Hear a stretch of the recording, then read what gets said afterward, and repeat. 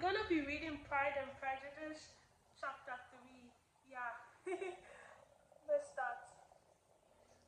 Not all that Miss Bennet, however, with the assistance of her 5 daughters, could ask on the subject was significant to draw from husband any satisfactory description of Mr. Bentley.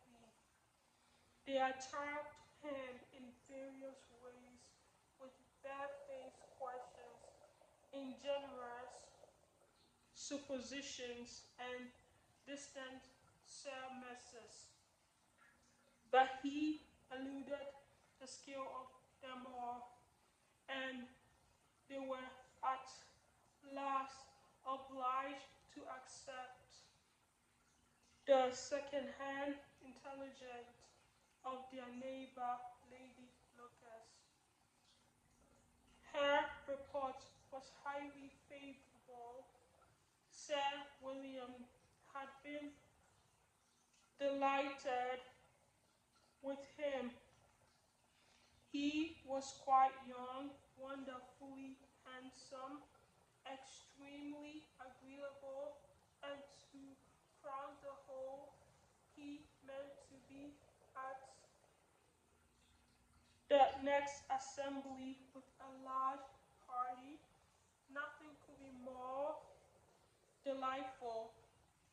To be fond of dancing was a certain step towards falling in love, and a very lively hopes of Mr. Bentley's heart were entertained. If I can but see one of my daughters happily settled at Netterville, said Mrs. Bennet to her husband, and all the other equally well married, I shall have nothing to wish for. In a few days, Mr. Bentley returned to Mr. Bennet's visit and sat about 10 minutes with him in his library. He had entertained hopes of being admitted to a side of the young ladies, of whose beauty had been heard much, but he saw he saw only the father. The lady was somewhat more fortunate, for they had the advantage of ascertaining from an upper window that he wore a blue coat and rode a black horse. An invitation to dinner was soon afterward dispatched, and already had Mrs. Bennet planned the courses that were the, to do credit to her housekeeping. When an answer arrived which deferred it all, Mr. Bentley was obliged to be in town the the following day, and consequently unable to accept the honor of their invitation. Mrs. Bennet was disconcerted. She could not imagine what business he could have in town so soon after his arrival in Hertfordshire, as she began to fear that he might be always flying about from one place to another, and never settle at Netterville as he ought to be. Lady Lucas quieted her fears a little by staring the idea of his being gone to London, only to get a large party for the ball, and a report soon followed that Mr. Bentley was to bring 12 ladies and 7 gentlemen with him to the assembly. The girls grieved over such a number of ladies and were comforted the day before the ball by hearing that instead of 12, he had brought only six with him from London, his five sisters and a cousin. And when the party entered the assembly room, it consisted of only five altogether: Mr. Bentley and his two sisters, and the husband of the eldest, and another young man. Mr. Bentley was good looking and gentlemanlike. He had a pleasant countenance and easy, unaffected manners. His sisters were fine women with an air of decided fashion. His brother-in-law, Mr. Hurt, merely looked the gentleman, but his friend, Mr. Darcy soon drew the attention of the room by his fine tall person, handsome features, noble mien, and the report, which was in general circulation within 5 minutes after his entrance, of his having 10,000 a year. The gentleman pronounced him to be a fine figure of a man, and the lady declared he was much handsomer than Mr. Bentley, and he was looked at with great admiration for about half the evening, till his manners gave a disgust which turned the tide of his popularity, for he was discovered to be a proud, to be above his company, and above being pleased, and not all his large estates in Derbyshire could then save him from having the most forbidding, disagreeable countenance, and being unworthy to be compared with his friend. Mr. Bentley has soon made himself acquainted with all principal people in the room. He was lively and unreserved, danced every dance, was angry that the ball closed so early, and talked of giving one himself at Netherfield. Such amiable quality must speak for themselves. What a construct between him and his friend Mr. Darcy. Danced only once with Miss Hart, but only with Miss Miss Bentley. Declined being introduced to any other ladies, and spent the rest of the evening in walking about the room, speaking occasionally with one of his party. His character was decided.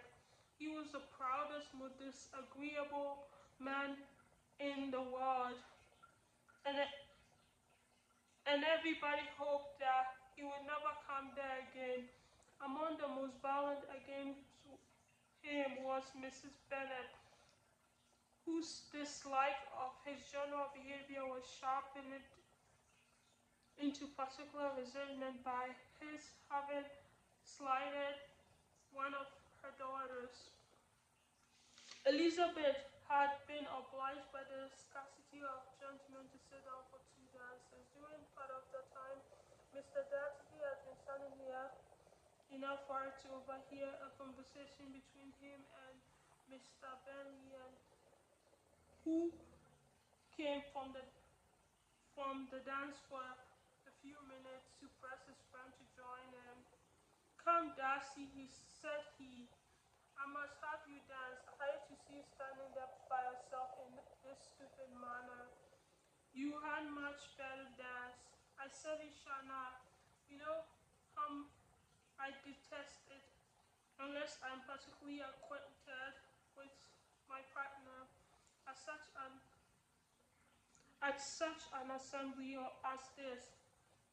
It would be insupportable. The sisters are engaged, and there is not another woman in this room who will not be a punishment to me to stand up with.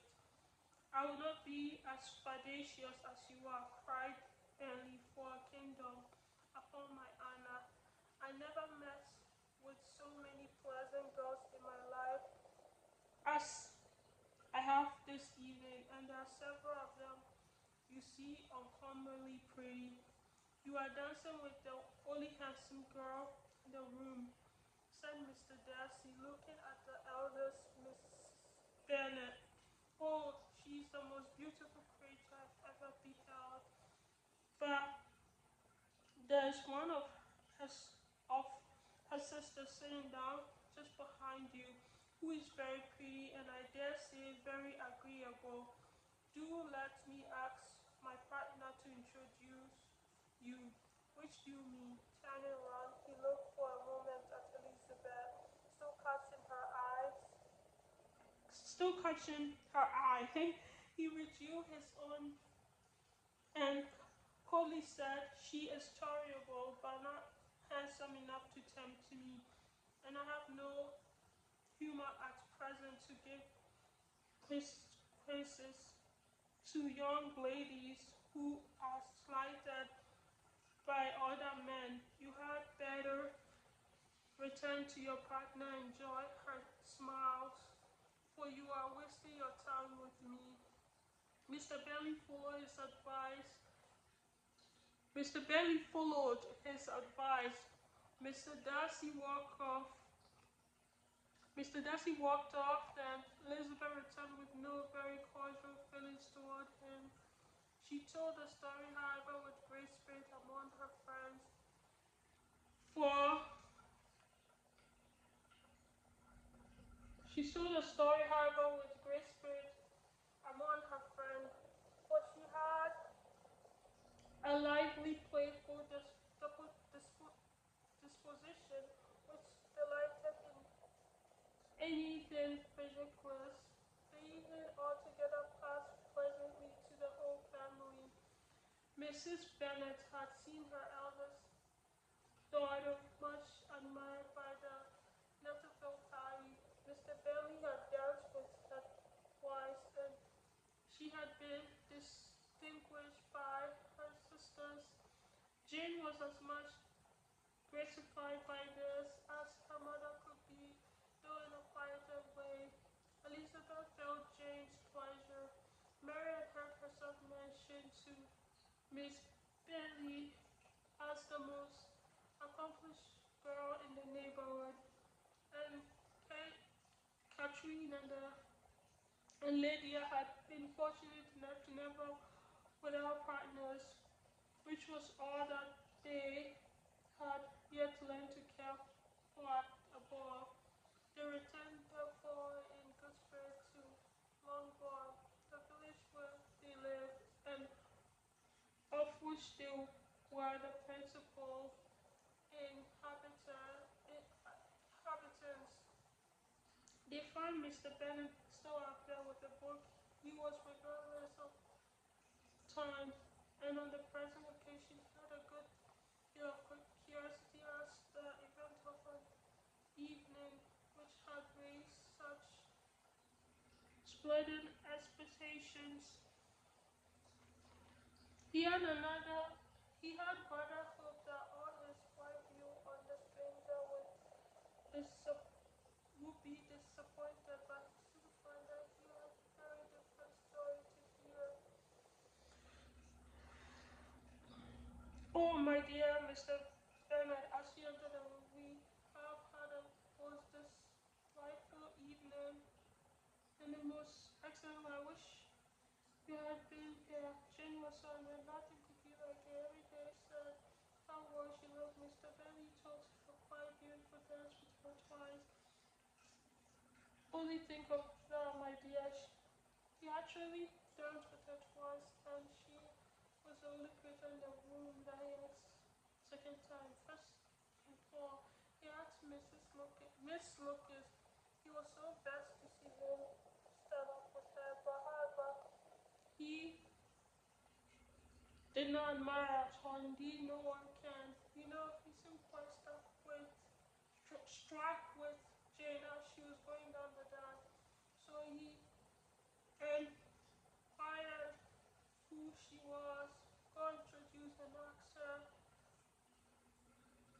for the two next. Then the two third, he danced with Miss Kane, and to fourth with Mary Lucas, and to fifth with Jane again, and to sixth with Lizzie and the Bone Lynch guy. As he had, if he had had any compassion for me, cried her husband impatiently, he would not have danced up so much. For God's sake, say no more to his partners. Oh, that he had sprained his ankle sprained his ankle in the first dance. Oh my dear, continued Mrs. Bennet, I'm quite delighted with him. He is so excessively handsome, and his sisters are charming women. I never in my life saw anything more elegant than dresses. I dare say lace upon Mrs. Hart's ground. Here she's interrupted again. Mr. Bennet put his third against any description of Fanry. She was therefore obliged to seek another branch of the subject related with much bitterness of spirit and some exaggeration, and the shocking weakness of Mr. Darcy. But I can assure you, she added, Lizzie did not lose much of not suited his fantasy, and he is the most disagreeable, horrid man, not at all worth pleasing, so high, so considered that there's no enjoying of him. He walked there, fancying himself so very great, no handsome, no to dance with. I wish you had been there, my dear, to have given him one of your set downs. I quite detest the man. I'm done. I did good. Yeah, I did good. Yeah. I'm done. I tried. I'll work on my breathing though, cause like I need to like breathe. Yeah, done.